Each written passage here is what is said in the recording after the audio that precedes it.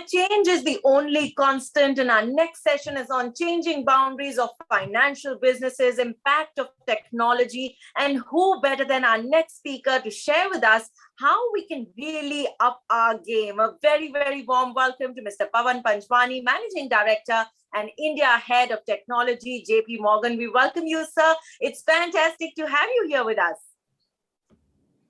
Thank you, Shah. Good morning, everyone. I'm very happy to be here talking to you.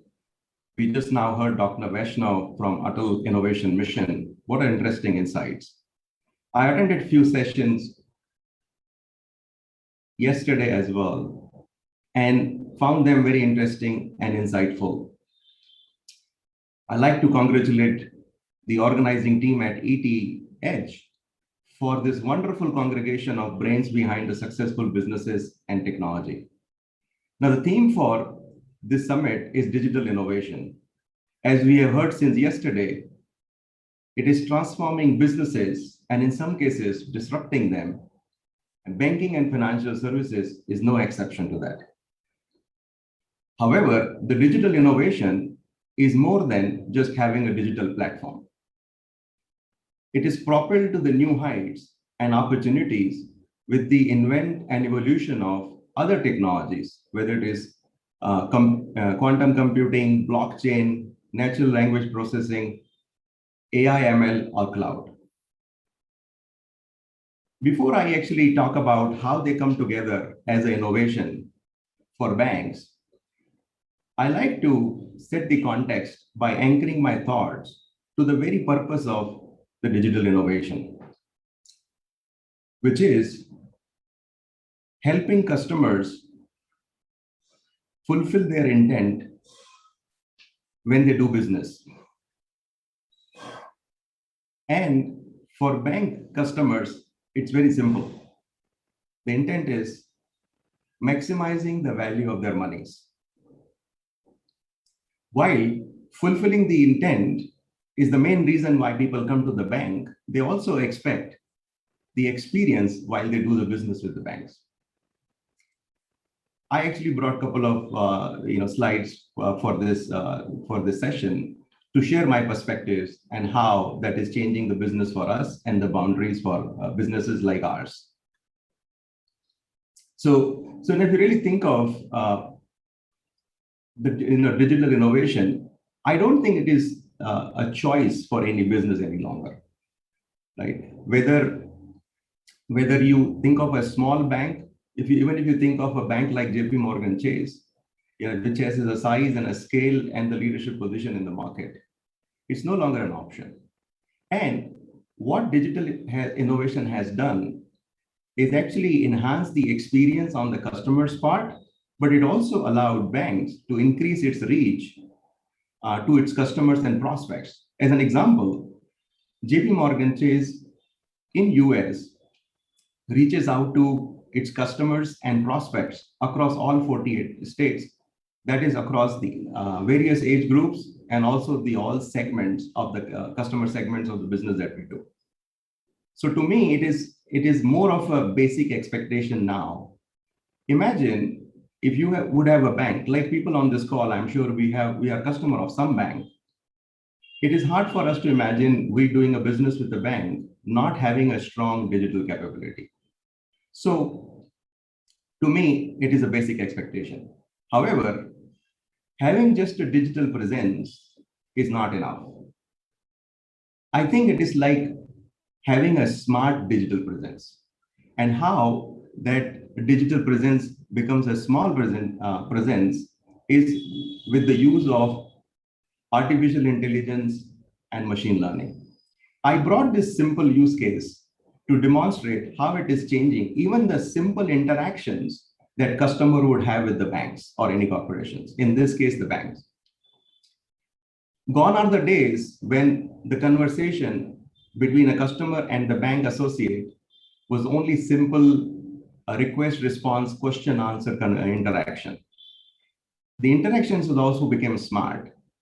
Now, when the customer calls the bank, AI and ML application allows bank to actually apply the voice biometrics and the sampling to the conversation. The tone, the pitch, the sentiment analysis, all is done to not only deliver what customer wants from that particular interaction, but also how well that information can be passed back. Just one simple example, how even the interactions are getting evolved and changed in the context of the AI ML and banking leveraging it. And this is also allowing banks to automate some of their own processes. Imagine we have the AI ML application where now, from the sentiment and the tone and pitch of the customer, you actually know what needed to be passed on and how it should be delivered. It is allowing bank now to then automate the customer support executive or associate role with a digital assistant, chatbots that we all use. So to me, that's what the role of AI ML is. However, I want to go back to the anchoring thoughts that I shared earlier, which are customers come to the bank to fulfill their intent, which is maximizing the value for their money. AI ML application also allows them, the customers, to go beyond their own wisdom and leverage the insights of the banks, which they gathered from doing the business, to offer it to the customers so that they can make good, right decisions to fulfill their intent. You can imagine the scope of how far this will go in terms of allowing customers to enhance their insights. I will take an example from our daily lives to just make a point that even that insights offering from banks has become now part of the basic expectations that customers would have, because the behaviors are also changed for the individuals and the individuals that represent the corporations. The example from the daily life would be of us using the search engine. People who do Google, there is a feature of autocomplete sentence. Imagine a new or another search engine without that feature. I don't think the adoption would be great for that. Why? Because the expectation now is that this would be by default offered to the customers. Now, question is, if having and providing those insights back to the customers are also kind of basic expectation, then what will allow banks to create the differentiation? And how insights can be further enhanced for the customers? And that's where is another thing that I wanted to share with you is the cloud. What cloud has done in a recent time for the banks is actually taken those insights for the customers beyond their own bank or entity and the customer's wisdom to the insights of the entire ecosystem.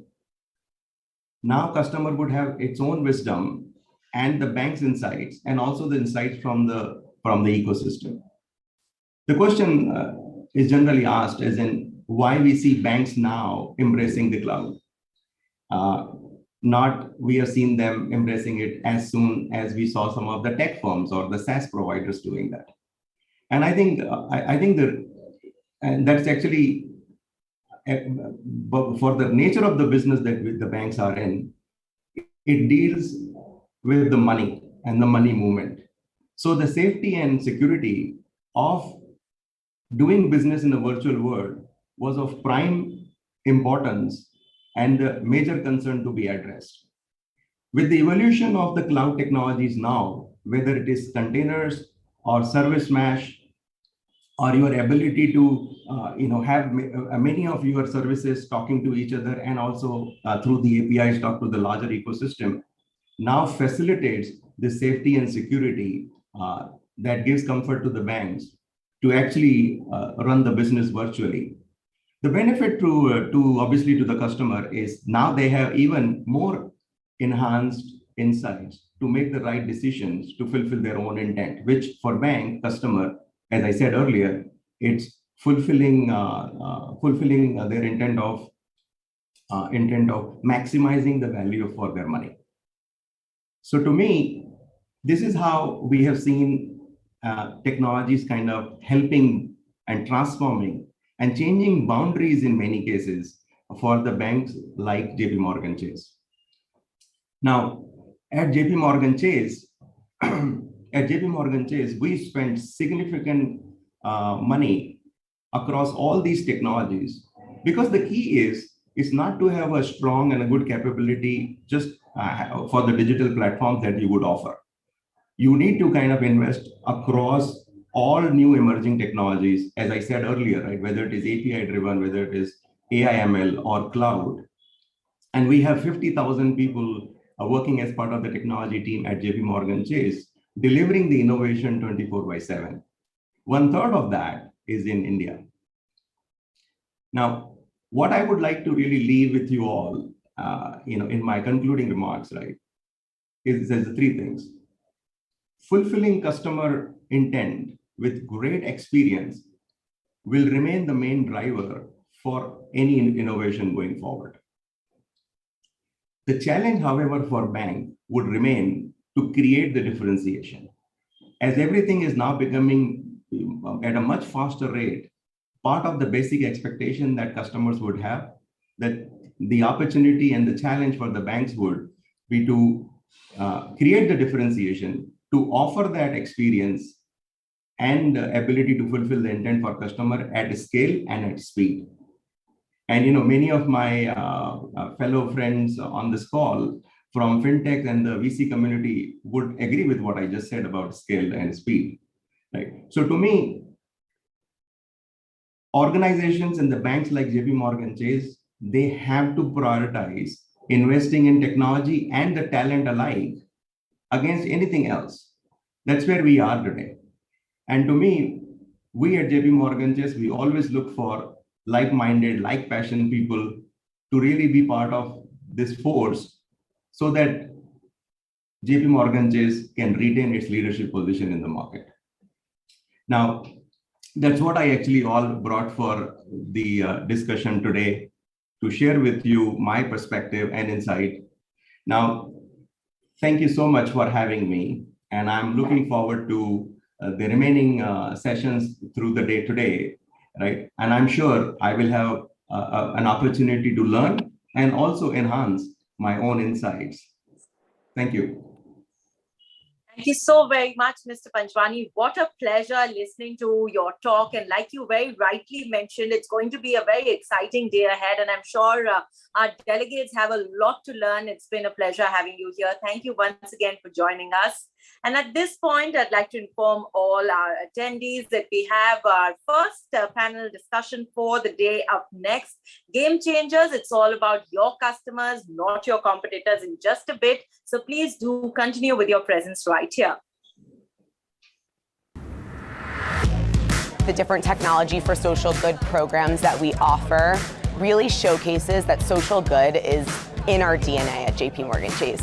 Code for Good is our opportunity to bring in university students to our offices and brainstorm for 24 hours on how nonprofits can solve a challenge that they're facing. We would like to ask you how we can provide vital security information to our staff.